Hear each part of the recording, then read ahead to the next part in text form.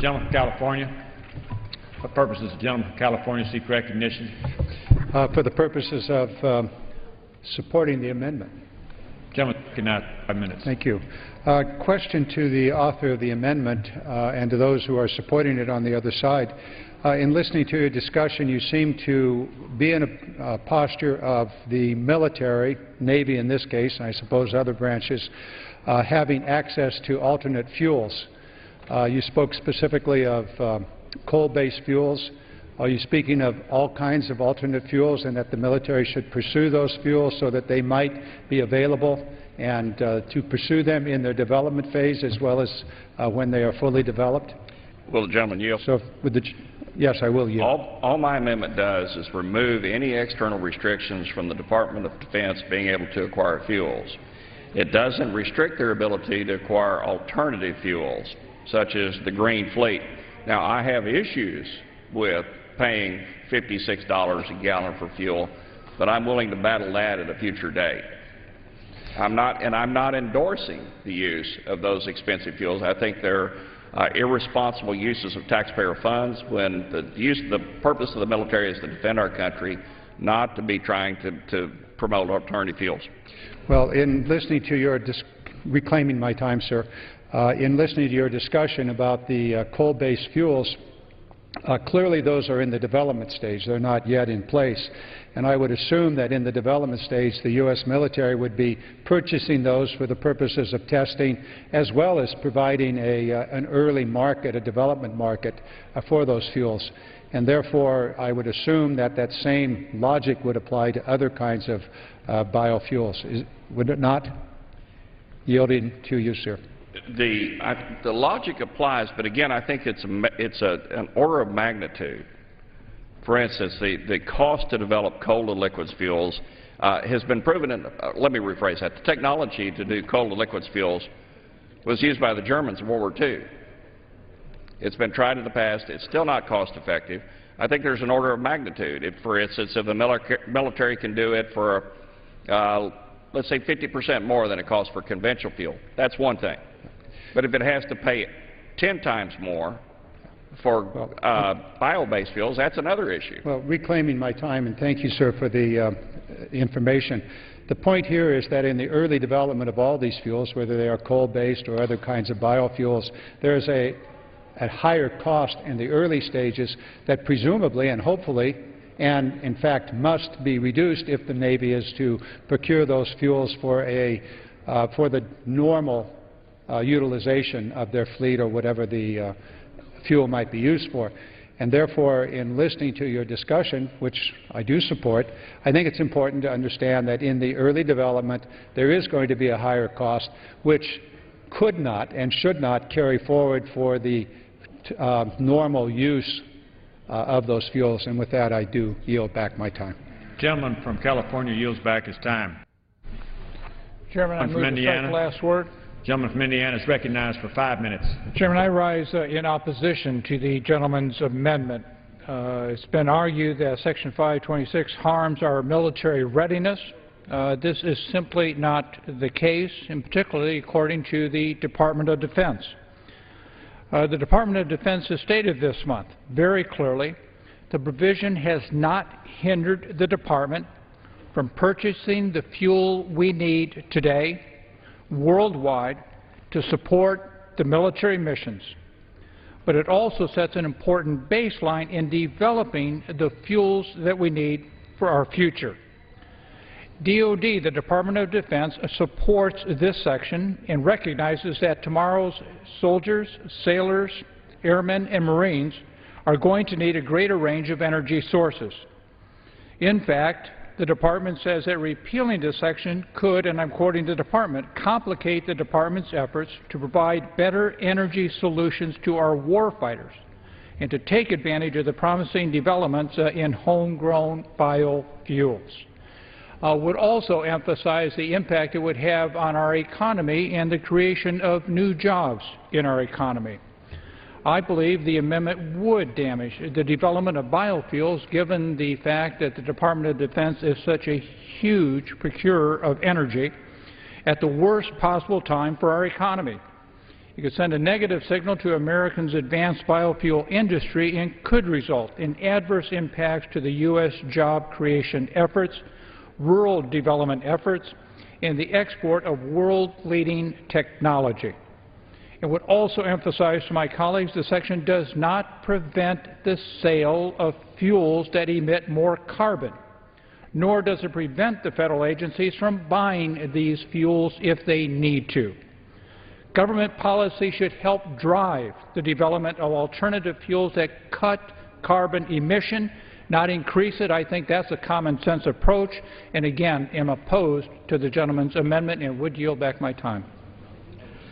Gentleman yields back.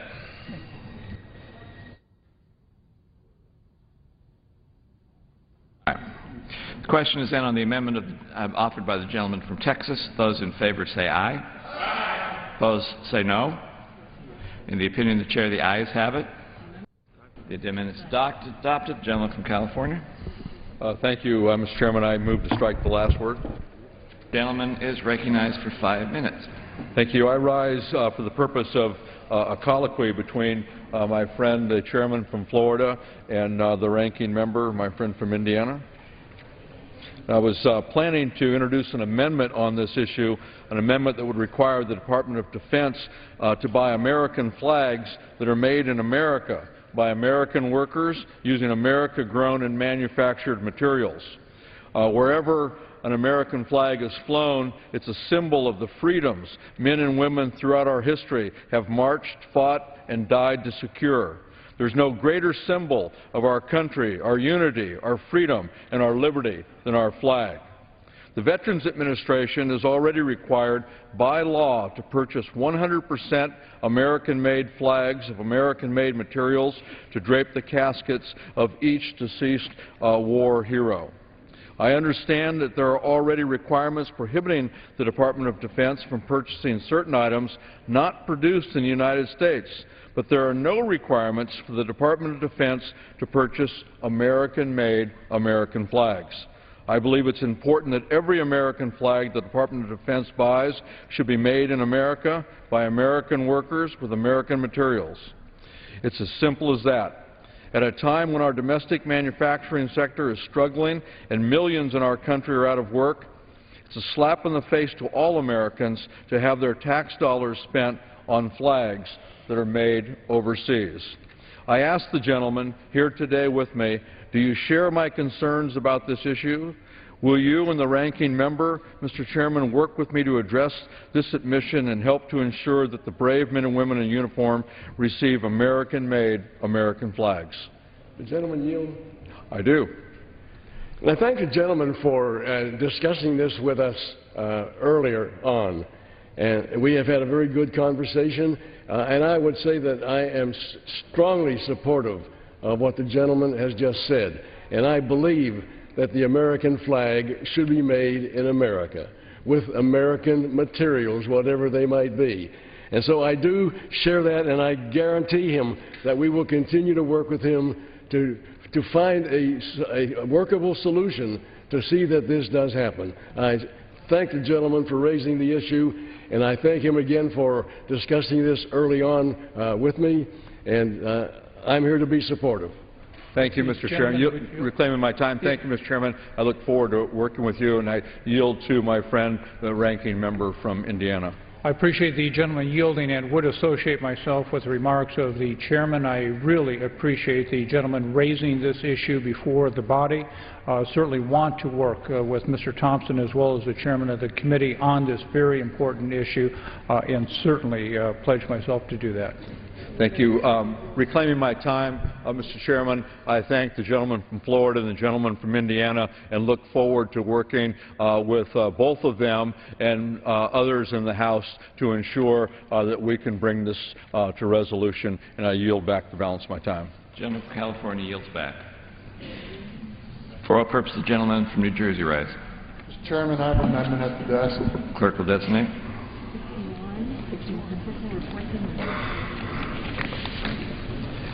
Clerk will report the amendment. Amendment offered by Mr. Runyon of New Jersey. At the end of the bill, before the short title, insert the following. Section None of the operation and maintenance funds made available in this Act may be used in contravention of Section 41106 of Title 49 United States Code.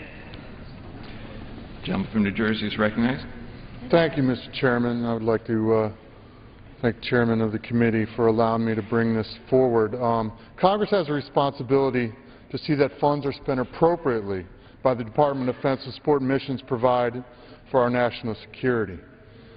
The Department has been using foreign-owned aircraft to carry equipment in and out of Afghanistan, totaling over $140 million year to date. These missions could have been completed by American carriers. American carriers are regulated by the FAA and have a much better safety record than foreign airlines. And U.S. government dollars go to develop U.S. jobs. The U.S. government specifically designated the Civil Reserve Air Fleet, or CRAF, to supplement national security air transport needs through partnership with U.S. private-based airlines. The program allowing civilian aircraft capability to integrate with military command structures on short notice. Using foreign-owned aircraft is not only disadvantageous for military carriers, but also for U.S. commercial airlines that have dedicated aircraft to CRAF. It removes the incentive for American carriers to hire American workers and use American mechanics and suppliers, and ultimately harms a vital national security program. This amendment requires that the Department of Defense use American-owned and operated aircraft whenever possible to move cargo and passengers. It ensures that troops in the field get what they need by allowing the Department to use foreign carriers when necessary. It strengthens this vital national security program and ensures that American dollars are spent on American services. Current law, the Fly-CRAF Act, is not being complied with to the extent, again, of $140 million. It has gone to foreign carriers this year that unimproved carriers are being assigned CRAF missions. This leakage from CRAF programs is a threat to the viability of our CRAF carriers, the program, and ultimately our warfighters. I would encourage all the members to support this amendment, and I would yield back the balance of my time. Gentleman yields back. Reclaims time in opposition. Gentleman from Florida. Mr. Chairman, I rise to strike the last word. Gentleman's recognized. Mr. Chairman, I rise in support of this excellent amendment, and I thank Mr. Runyon for offering it today. And so I do accept the amendment.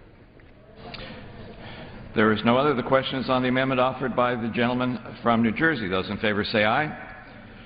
Those opposed say no. The opinion of the chair, the ayes have it, and the amendment is agreed. For what purpose does the gentleman from California raise? Clerk will report the amendment. Amendment offered by Mr. Garamendi of California. At the end of the bill, before the short title, insert the following: Section A, except as provided in subsection B, appropriations made in Title IX of this Act are hereby reduced in the amount of $12,670,355,000. B, the reduction in subsection A shall not apply to the following accounts in Title IX: 1. Afghanistan Security Forces Fund. 2. Defense Health Program. 3. Drug Interdiction and Counter-Drug Activities Defense. 4. Joint Improvised Explosive Device Defeat Fund. 5. Office of the Inspector General. Gentleman from California is recognized for 5 minutes. Thank you, Mr. Chairman. This amendment is offered by Mr. Jones and myself. The current overseas contingency operation budget is based on the assumption that we will have 68,000 troops in Afghanistan throughout the entire fiscal year 2013.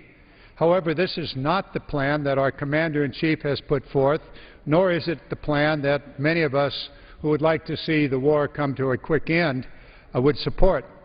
As President Obama has repeatedly stated, we are winding down this war. After withdrawing the surge troops by the end of this summer, that will bring us to 68,000 troops at the beginning of the 2013 fiscal year. We will continue to bring our troops home from Afghanistan, and I quote the President, at a steady pace. This amendment captures the billions of dollars that we will save by pursuing this steady drawdown of troops as opposed to maintaining troop levels at 68,000 throughout the entire fiscal year 2013, and then presumably on October the 1st, bring 28,000 troops home. This amendment would cut $12,670 million from the Overseas Contingency Fund. Let me be clear about what this amendment does not do. It does not cut funding for troops on the ground in Afghanistan. I believe, as do all of my colleagues who have advocated for an accelerated end to this war, that our troops in harm's way should have all the resources they need to safely execute their mission. And I am committed to ensuring that our troops on the ground have the best equipment and the compensation that they deserve. This amendment does cut the OCO funds that are unneeded and would not be used if we pursue the President's steady drawdown plan. In these fiscal times, stringent as they are, we should not be paying for things that we're not going to buy and that we don't need, and we certainly don't need to further pad the OCO budget. The committee has already approved an extra $3,250 million cushion on the OCO fund that was not even part of the President's request. We have already spent $500 billion of taxpayer dollars on the war in Afghanistan, and the Department of Defense can't even account for many of those funds, lost to contractor fraud or Afghanistan corruption. When we take into account the long-term costs of this war, such as servicing our debt and caring for the wounded warriors, the costs are even more staggering. Many of us support a quicker timeline for the withdrawal of troops from Afghanistan than the President has proposed. After a decade of war, we recognize that our core national security objectives have been met in Afghanistan, and that there is no U.S. military solution to the remaining challenges in the Afghanistan nation. We began our military operations in Afghanistan to eliminate those international terrorist organizations that threaten the United States. And thanks to the remarkable bravery and competency of our men and women in uniform, al-Qaeda has been virtually eliminated from Afghanistan, terrorist camps have been demolished, and Osama bin Laden is dead. Thousands have given their life to accomplish this, and tens of thousands have suffered life-altering wounds. It's now time for our troops to come home, and it's also time for this House to not waste further money. This amendment is not about ending the war. It's about reducing the deficit by $12,670 million. We can do that by capturing the billions of dollars saved by the President's proposed troop drawdown and redirect those funds towards reducing the deficit and bolstering our fiscal security here at home. With that, I yield back my time. Gentleman yields back. Who claims time in opposition? Gentleman from Florida. Mr. Chairman, I rise in opposition to the amendment. Gentleman's recognized. Mr. Chairman, first I would like to say that I understand the sincerity of the gentleman's presentation. It is very much like a number of other amendments that we have had that are very similar to this. In Afghanistan, we are in a very critical position. I think it's important that we allow the military commanders, those who are commanding our troops, those who are leading our troops into combat, I think it's important that we understand that we need their advice. We need them to tell us how do we achieve our goal and then depart from Afghanistan. And I would tell you that I've been to Afghanistan, but I've seen more of the war at the hospital at Walter Reed in Bethesda. I've seen too many young folks, men and women, quadruple amputees, triple amputees, more serious mental issues, traumatic brain injury. In my weekly visits there, I can tell you that this is a mean, nasty war with a mean, nasty enemy. But we have got to let not politics, but the wisdom the vision, the knowledge of our military commanders in the field responsible for this operation. We need their advice to make our decisions, and their advice does not compatible with this amendment. So I do strongly oppose this amendment. What purpose the gentleman? Mr. Chairman. Gentleman from Massachusetts, for what purpose do you raise? Mr. Chairman, I yield my time to the gentleman from California. Gentleman from California is recognized. I move to strike the record the number of words. Gentleman is recognized for 5 minutes. And I yield to the gentleman from California. I thank the gentleman. My apologies to Mr. Jones, who was about to stand up and speak on this issue. Mr. Chairman, I appreciate your sincerity and your extraordinary work on the issue, a very, very difficult issue, and I share with you the obvious compassion that you have for our troops, those that are there and those that have been wounded. However, if I might pose a question, the Commander-in-Chief, who presumably had the advice of the generals on the ground and in the Pentagon, has stated clearly that at the beginning of the next fiscal year, that would be September 30th or October 1st of this year, that there would be 68,000 troops on the ground in Afghanistan, and that there would be a steady drawdown or a steady pace so that at the end of the fiscal year there would be some 40,000 troops in. That would be September 30, 2013. Now, a steady drawdown would assume that, you take 28,000 troops, you remove them on a steady basis, so that over the course of that year, you would have half the troops in the country and the other half would have been gone. That being the case, you don't need to budget for all 68,000 being there the entire year. In fact, you budget for something between 40,000 and 68,000. However, the budget that we have, the appropriation that we have before us actually assumes that all 68,000 are going to be there until October 1st of 2013. That's not what the President has said. That's apparently not what the generals have planning and what the planning and execution is. So what this amendment simply does is to recognize what it is that the generals intend to do, as commanded by the Commander-in-Chief. Now, we may disagree with that, but the advice just given to me by the chairman is that we ought to pay attention to the generals, who are apparently saying a steady drawdown. So there's $12 billion, $12.5 billion at stake here, and what we're trying to do is to capture that. Now, at least there'd be concern that something would go awry and the drawdown wouldn't occur.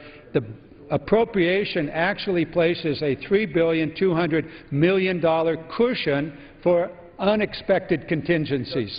So what are we doing here? Do we care about the deficit or not? My amendment simply speaks to, let's be wise with the taxpayers' money. Let's not appropriate money that should not or is not apparently going to be necessary. And if there's a contingency, there's $3 billion cushion built into this budget and into this appropriation already. I yield back my time to the gentleman from Massachusetts. Mr. Chairman, how much time have I remaining? 2 minutes remaining. You have 2 minutes remaining. I strongly support the effort by my colleague from California, and I would say to the distinguished chairman of the subcommittee, it is certainly the case that once the society, through its democratic processes, has determined what it wants to do in a military area, then we need the technical advice from the military experts. But there is a prior question with regard to Afghanistan. Should we be staying there? It wasn't up to the military, and they never claimed that it was, to go in on their own. They went pursuant to a vote of this House and of the Senate. And it is the duty of the members of this House to decide whether, taking all of the factors into account, the time has come to wind it down or not. Once a decision is made, then we listen to the military. Clearly, what is at stake here is not, in this amendment, simply a technical question of the way in which the logistics of a drawdown are handled, but really whether or not the House wants to affirm that the time has come to begin a steady withdrawal. Now, many of us would like to go more quickly than this amendment would allow, but probably you don't have the votes for that. But I disagree with the notion that this is a matter on which the elected representatives of the American people must defer to military experts. Yes, once we have made the democratic decision about what to do, but in all of the factors being taken into account, the time has come, just as this House authorized the military to go in, to reaffirm the decision that the time has come to begin to withdraw. And I very much support the gentleman's amendment in that particular context. I yield back. Gentleman yields back. Gentleman from North Carolina. Gentleman is recognized for 5 minutes. Mr. Speaker, I join my friend from California, Mr. Garamendi. Always saying is that the President has said, with the advice from the military, that it is time to bring the war in Afghanistan home, to an end, and bring our troops home. I have the greatest respect for the gentleman who's the chairman that was just here, Mr. Young. I've signed over 10,474 letters to those who have given their life for this country, to their families. Many of families are divorced, and I take the pain home every weekend. No, it's not like being in Afghanistan, but I don't forget the war. I don't think many of my colleagues here forget the war. I want to make that clear. But when I go to Walter Reed and Bethesda, now they've been consolidated, and I've seen 4 kids that have no body parts below the waist. One of them's from Florida, Corey Kent, never will forget him. The first one I ever met that had no body parts below his waist, from Florida. 23 years of age, a private in the United States Army. I look at all the waste in Afghanistan. It is a country that will never change no matter what you do. History has proven that. What Mr. Garamendi's amendment says is let's stick to the plan that's been laid out by the President with the advice of the military. I worry about the wounded. The $12 billion that Mr. Garamendi is talking about saving could be spent to take care of the wounded. Mr. Chairman, there is a book called The $3 Trillion War, written by Dr. Joe Stiglitz and co-authored by Professor Linda Bellems at Harvard University.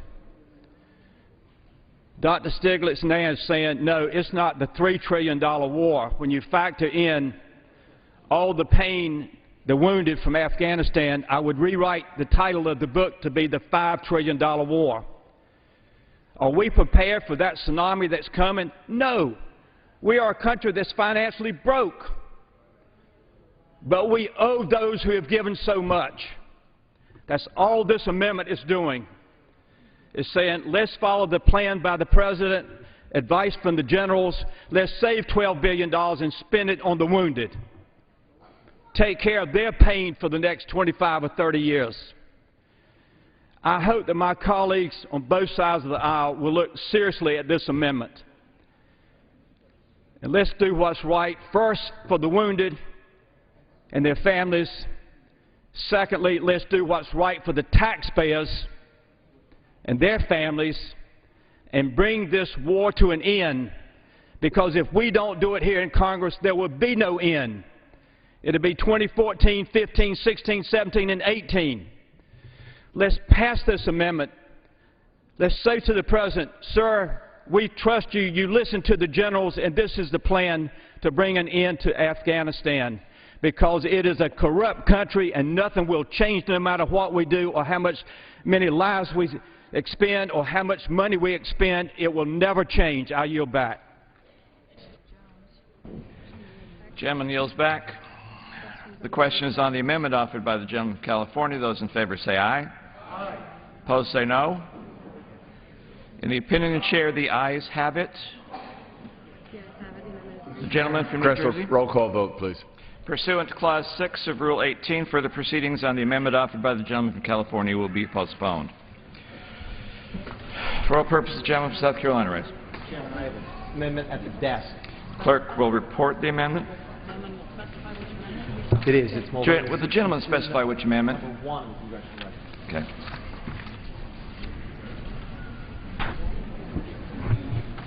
Amendment number 1, printed in the congressional record, offered by Mr. Mulvaney of South Carolina.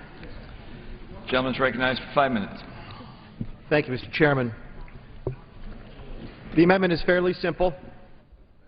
It's an amendment to seek to freeze defense spending for 1 year, a single year. It is not a cut. Only in Washington, D.C. could we spend more money from 1 year to the next and call it a cut. This is not a cut amendment. This is an amendment to freeze spending for 1 year. It is an amendment to set the base defense spending levels at $518 billion, the exact same amount as last year's appropriation that was approved just a few months ago.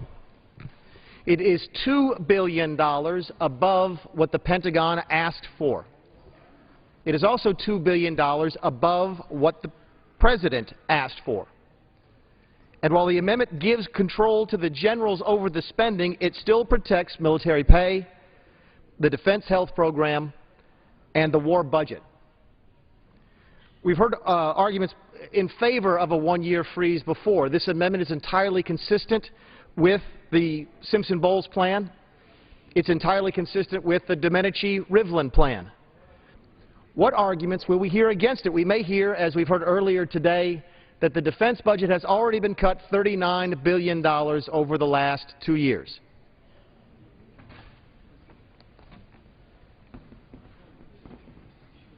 This is the base defense budget for the last 2 years and the base defense budget in this year. The base defense spending has gone up from 2011 to 2012, and if the bill passes unamended, will go up again this year. Only in Washington, D.C. is that considered a $39 billion cut.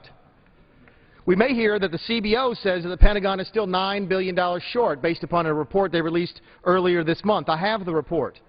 The report reads, to execute its base budget plans for 2013, the Department would require appropriations 1.4% less than last year's appropriation.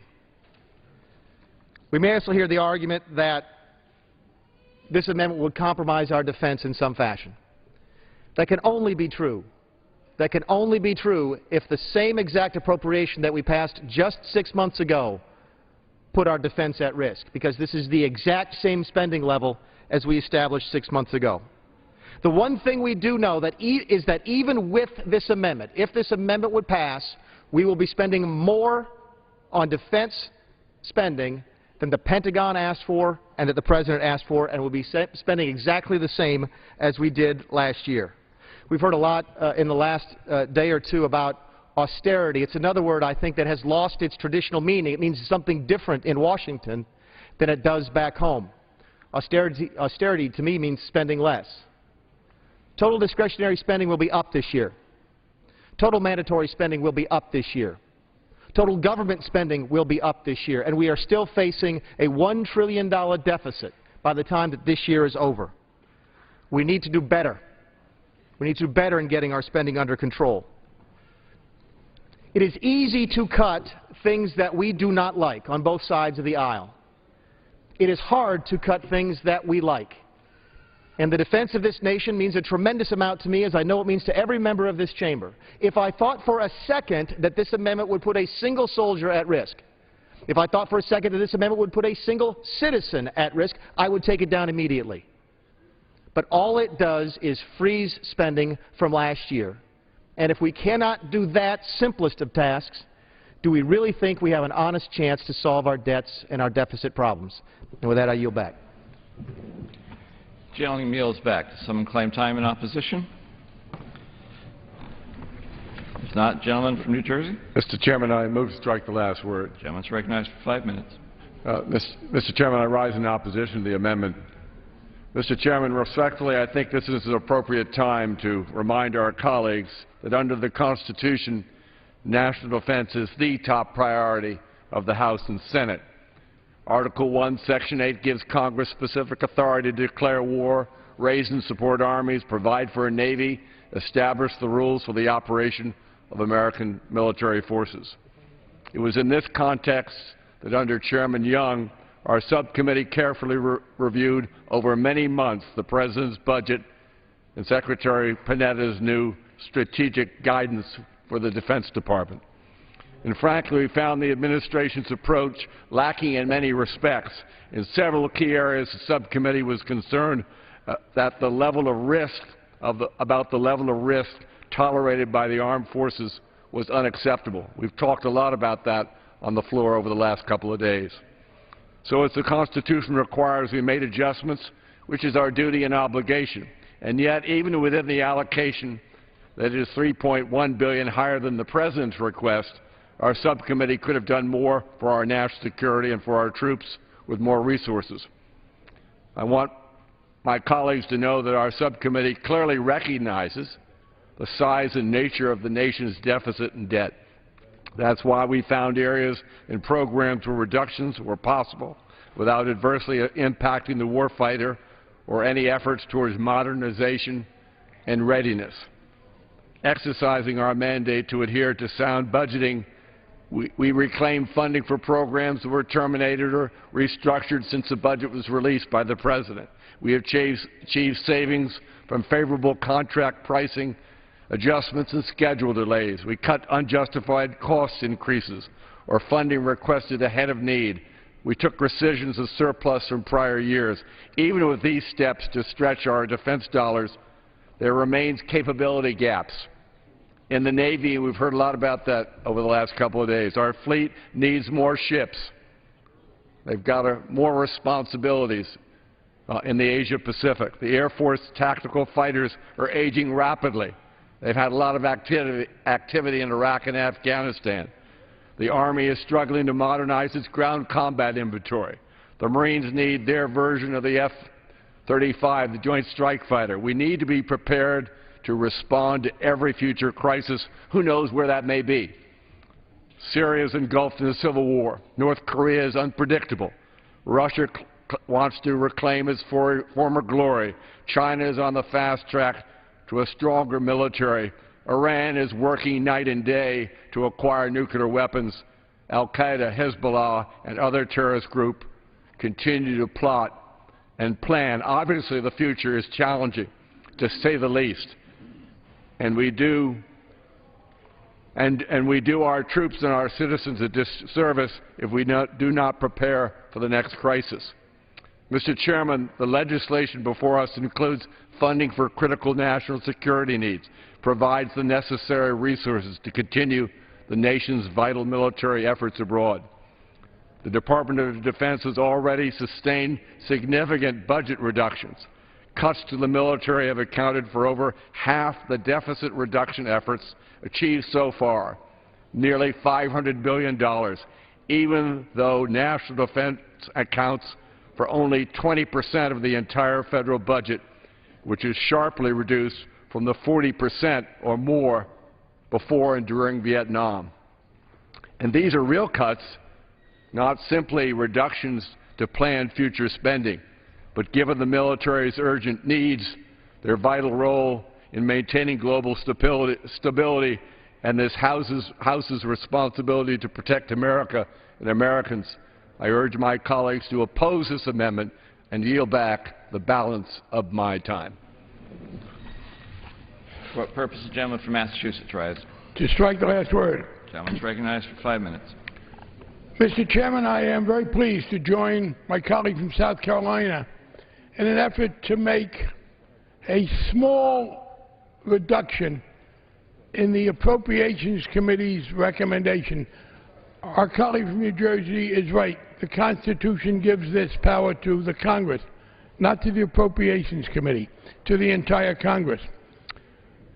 The cuts that are being talked about consist, in the numbers that I've seen in the letter of the chairman of the Armed Services Committee, entirely in the fact that we have had a drawdown of the troops in Iraq.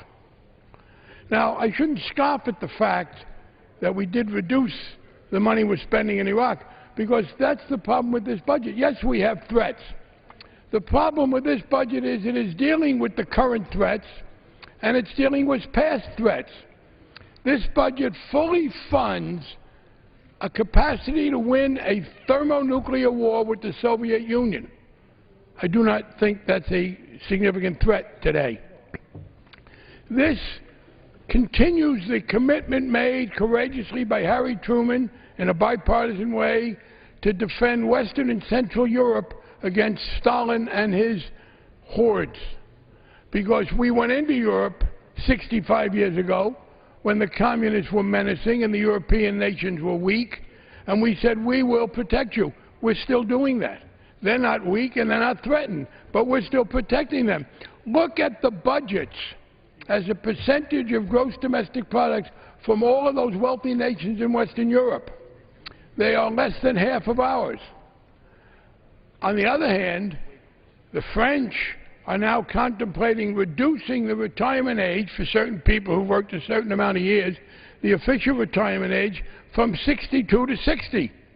Well, we're being told we may have to raise ours. How come the French can do that? Very simple. We've picked up their tab. Yeah, there are problems with China, there are problems with Iran, there are problems with North Korea. Tens of thousands of troops in Western Europe have got nothing to do with that. Yes, we should have a nuclear capacity, and the submarines and the airplanes are important, but we've got 3 ways to destroy the Soviet Union, which no longer exists and is replaced by a much weaker Russia. Couldn't we say to the Pentagon, and I know there is a great reluctance here to appear to be anything but totally deferential to them, couldn't we say to them, you've got 3 ways to win a thermonuclear war with the Soviet Union. Could you pick 2 and give up 1 and save much less than this $1 billion? There's also the question of the culture. The general response of this body when an agency is inefficient is to crack down. When the Pentagon is inefficient, the money keeps going. I'm told there are cuts. It was my understanding that this budget, the base budget, leaving aside the war in Iraq, which is wound down, is larger than it's ever been. No, these are cuts from what the Pentagon was proposed to have. And let's understand also this has now become a zero-sum game. Unless you're prepared to ignore the deficit problem, every dollar you put into the Pentagon over and above what I believe is needed is coming from somewhere.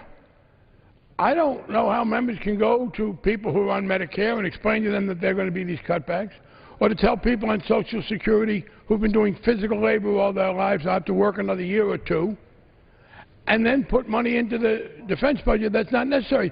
We're told that, well, we have to be able to protect ourselves. I agree.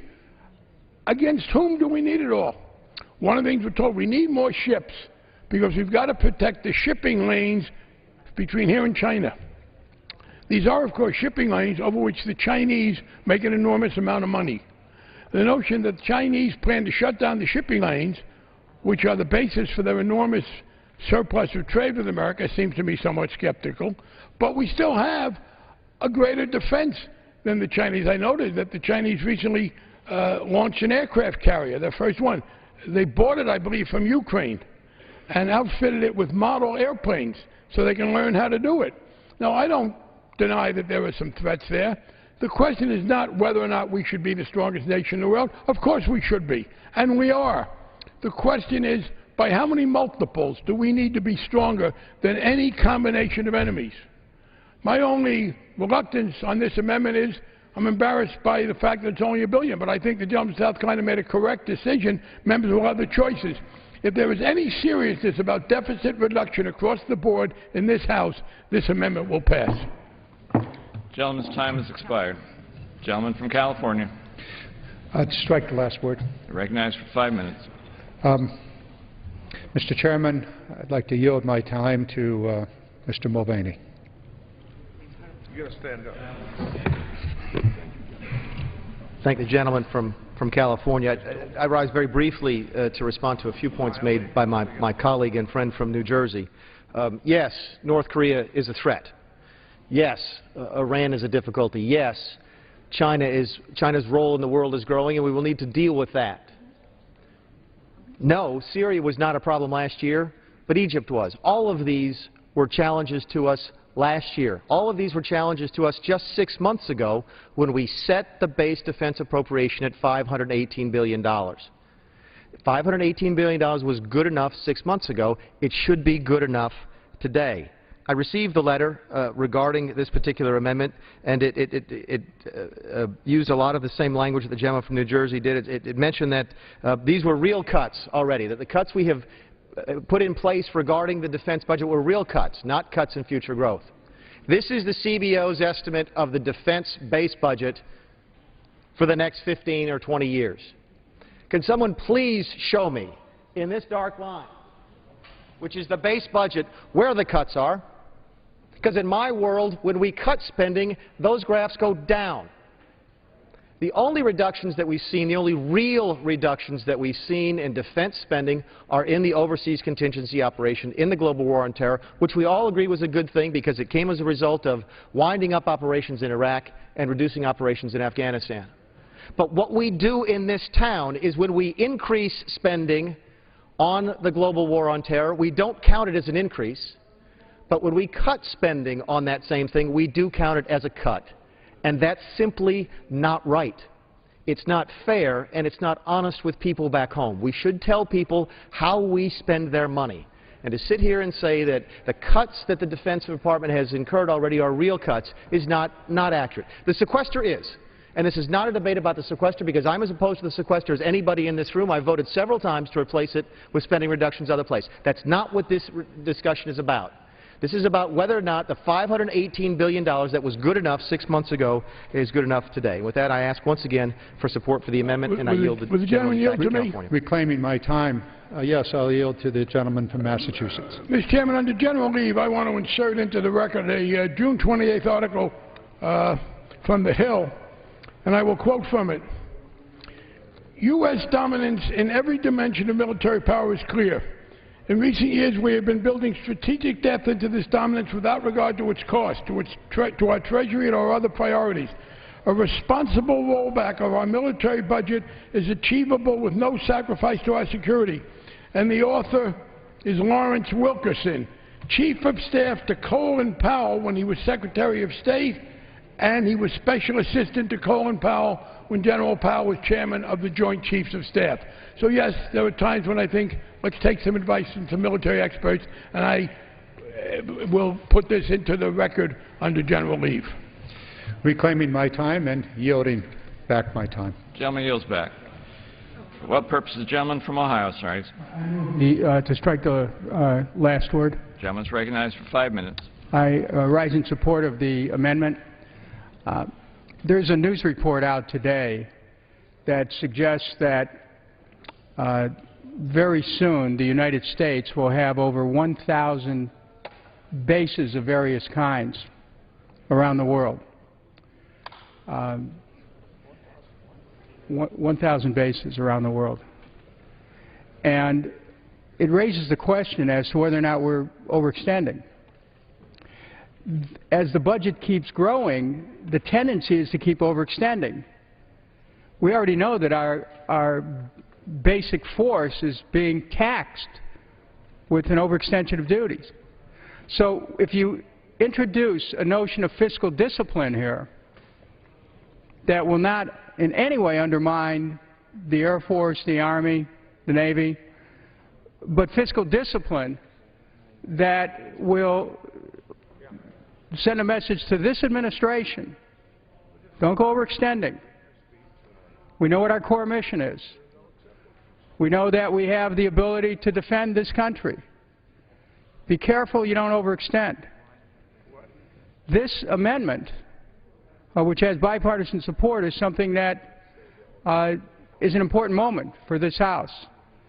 Because on one hand, the budget that is being prepared through DOD appropriations is sufficient enough for a strong defense, and on the other hand, we're saying part of a strong defense is fiscal accountability. The two actually go hand in hand. So I yield back the balance of my time. Gentleman yields back. The question is on the amendment offered by the gentleman from South Carolina. Those in favor say aye. Those opposed say no. In the opinion of the chair, the noes have it. Mr. Chairman. Mr. Mulvaney. On that, I ask for a recorded vote. Pursuant to Clause 6 of Rule 18, further proceedings on the amendment offered by the gentleman from South Carolina will be postponed. Rhode Island. For what purpose does the gentleman from Rhode Island seek recognition?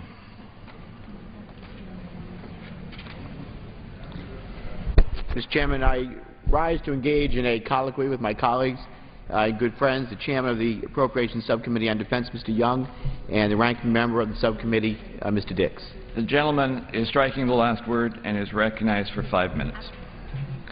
I thank the Chairman.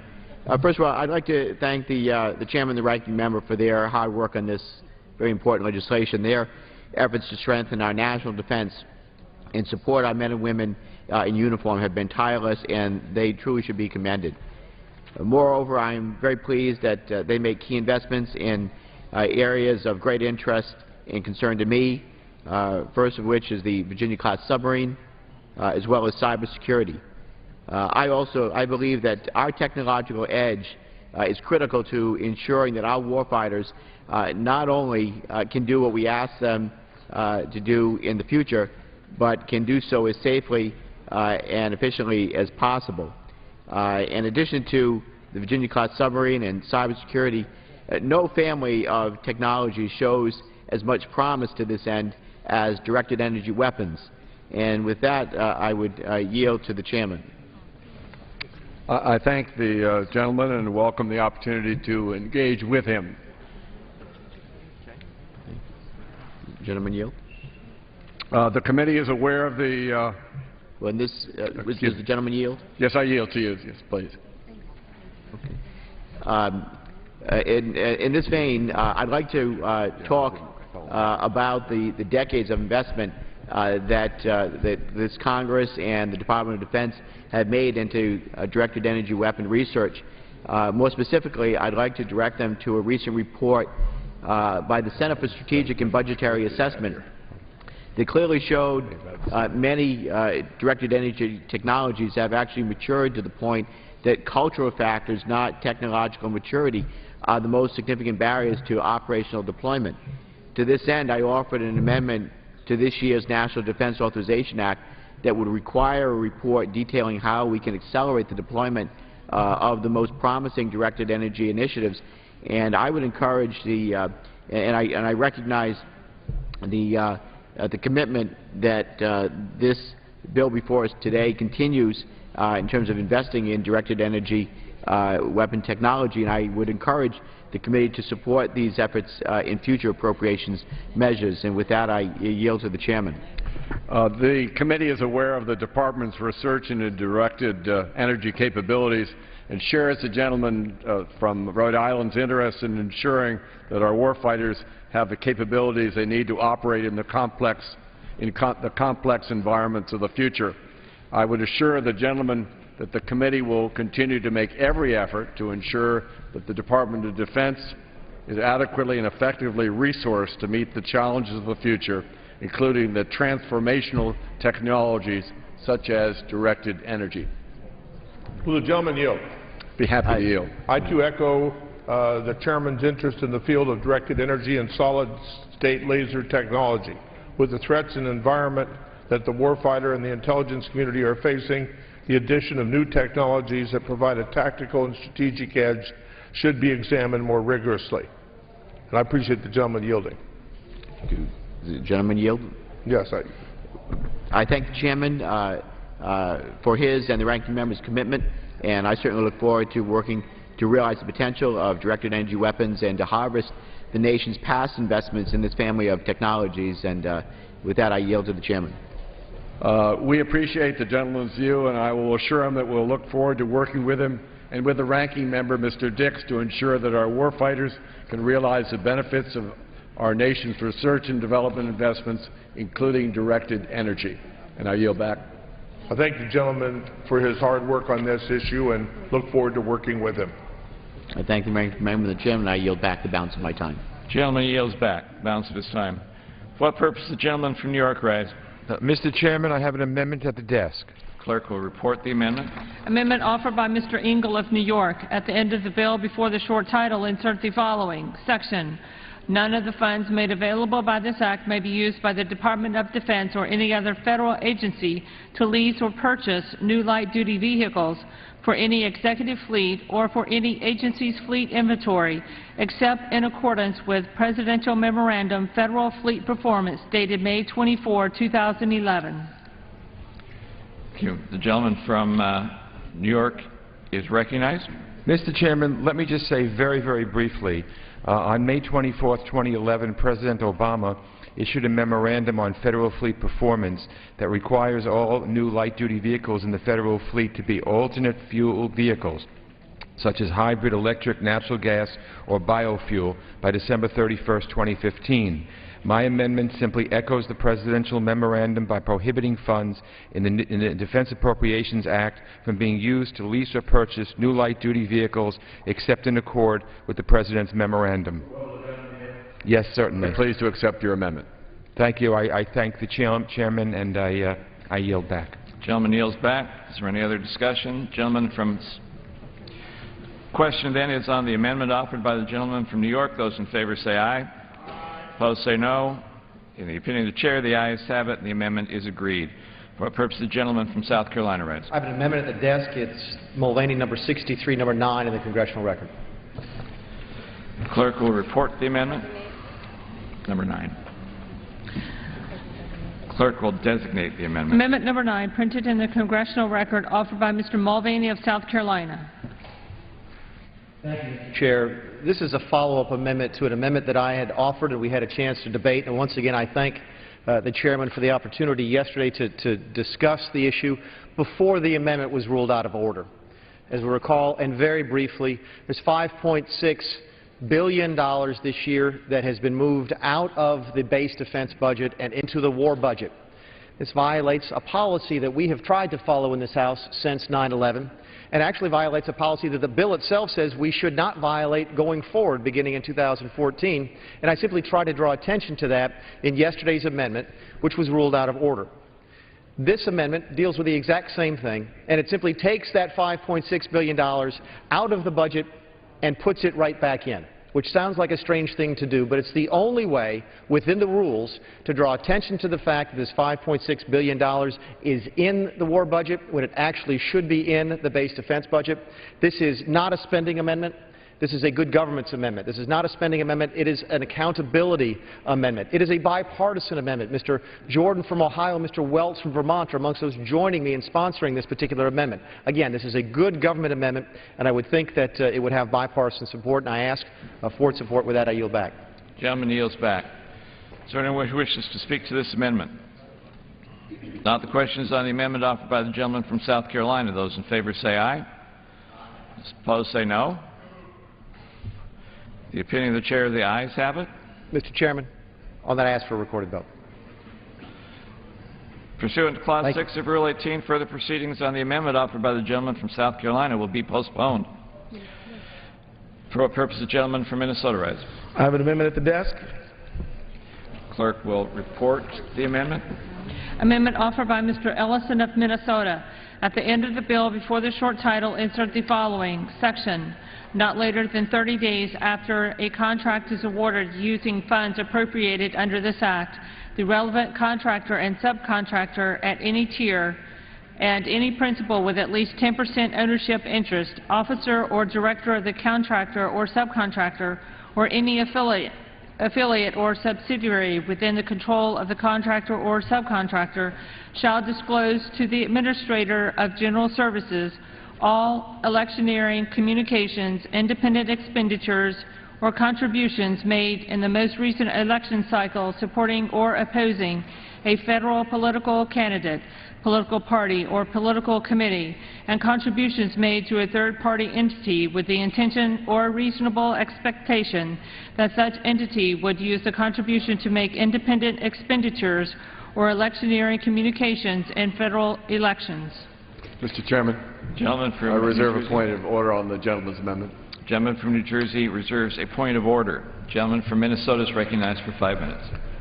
Mr. Chairman, Representative Eshoo and I have submitted this very straightforward amendment for a very simple reason. We believe that it's simply fair and it's good for public disclosure to require defense contractors to publicly show and disclose their political contributions. Money, secret money in particular, can breed corruption. Sunlight will banish it away. When government contractors make political contributions, there's no doubt that the office holder knows who gave the money. The only ones in the dark are the American public. This can lead to pay-to-play corruption where contractors donate to candidates they believe will benefit them. And this would misserve our democracy. We need full disclosure so that the public can ensure that contracts are awarded based on merit rather than money. Now, some have expressed the concern that in the past, that disclosure pre-contract, a pre-contract disclosure requirement could be a problem because they fear that agencies would choose contractors for partisan reasons.